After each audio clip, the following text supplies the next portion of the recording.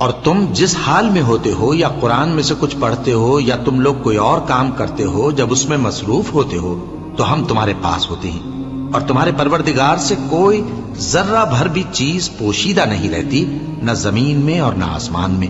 اور نہ کوئی چیز ہے اس سے چھوٹی اور نہ بڑی مگر کتاب روشن میں لکھی ہوئی ہے۔ سن رکھو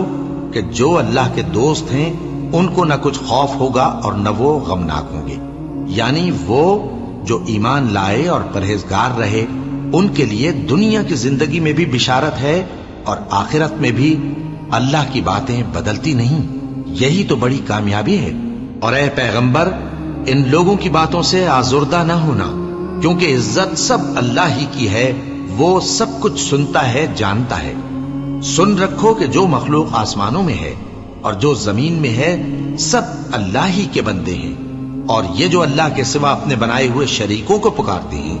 وہ کسی اور چیز کے پیچھے نہیں چلتے، صرف گمان کے پیچھے چلتے ہیں اور محض اٹکلیں دوڑا رہے ہیں۔ وہی تو ہے جس نے تمہارے لیے رات بنائی تاکہ اس میں آرام کرو، اور روز روشن بنایا تاکہ اس میں کام کرو۔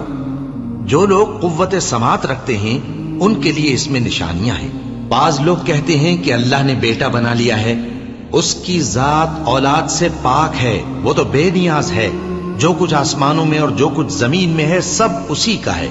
اے افترا پردازو، تمہارے پاس اس قول باطل کی کوئی دلیل نہیں ہے،